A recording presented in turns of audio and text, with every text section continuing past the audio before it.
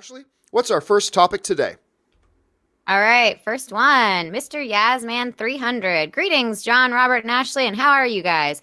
I saw online from a Transformers fan site who attended New York Toy Fair are saying that Hasbro said during their Toy Fair panel that Bumblebee is the start of a new storytelling universe. Is this them confirming that Bumblebee will reboot the film series and ignore the Bay films? All right, Robert, listen, we've had a lot of speculation for a while here. Going into Bumblebee, there was different reports saying it's a reboot, and then it's not a reboot. And then I go to see the movie, and it's like, okay, it's kind of a reboot, but with just a few continuity errors, it could just be seen as a prequel. Now, Hasbro is saying at Toy Fair, Bumblebee was the start of a new storytelling universe. Do you take this definitively as they're saying, yep, now we're saying that Bumblebee was a reboot, or do you think there's still the possibility it's just a prequel?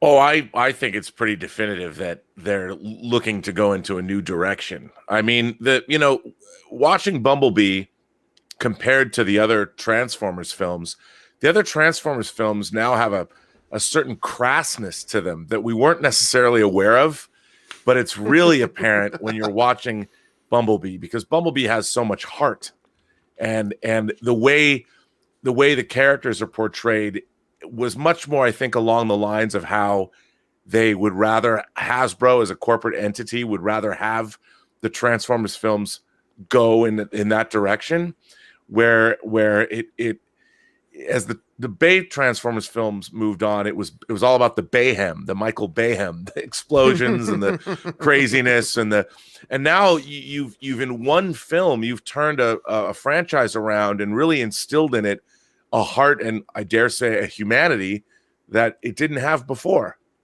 So why not? You're absolutely right. You know what? I think Hasbro was playing a little bit of game of hedging their bets going into Bumblebee, because some people said to me, but John, didn't they say that it was a reboot before? Yeah, they did imply that, but then other people connected to the film said things that implied that it was a prequel. And it almost feels to me like this, Rob. It feels like they didn't know how they wanted to handle Bumblebee or portray Bumblebee until they saw the reaction from the audience. And in that sense, it almost feels a little bit like that Hasbro was acting a little bit, Hasbro and Paramount were acting a little bit like Warner Brothers has handled their DC properties. It's like, we don't want to say too much. Like, is it this? And it almost felt like that. And then they saw the reaction. The movie's made like $450 some odd million now worldwide, which now means I didn't know if Bumblebee could be profitable, despite the fact that I thought it was fantastic. I didn't know if it could be profitable. It's now safely into the profitable area, which I didn't know if that was possible coming off the last couple of Transformers movies. But the film's now profitable. They clearly see the fans love it. The critics like it. And a lot of it had to do with the fact that they're seeing it as a fresh new start. And so seeing that, Hasbro goes, it's the beginning of a brand new universe of storytelling. So now they're going to move off and go ahead. But Rob, there's still probably going to be a little bit of confusion in all this, because the fact of the matter is, you still have the same voice as Optimus Prime. Right. You're still handling Bumblebee kind of the same way, where he's talking through a radio voice.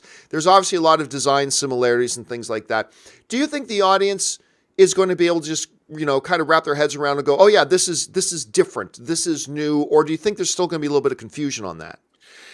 Well, no, I mean, I think audiences are savvy. I mean, they get it. Look, I'm a big Godzilla fan, and there's multiple Godzilla continuities. There's, if you include well, you don't include the animated continuities, but there's like basically 4 if you include Legendary's new monster continuity, and people know that.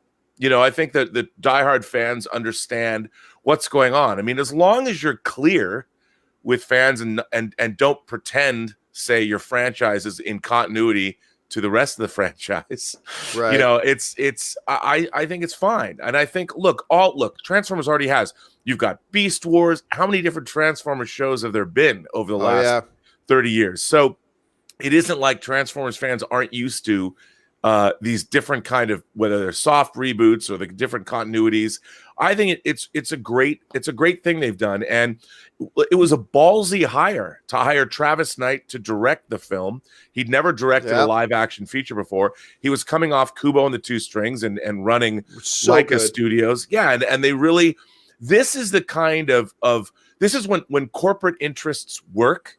You get Travis Knight hired to redefine a franchise for a corporation and redefine it to take it forward, and you're going to get a bigger returns than the diminishing returns that Transformers: The Last Knight brought to the studio. And I think it was a really savvy hire. They took a page from Kevin Feige's book over the MCU, and this is the way to go. Good job. All right, Ashley, what's the next topic today?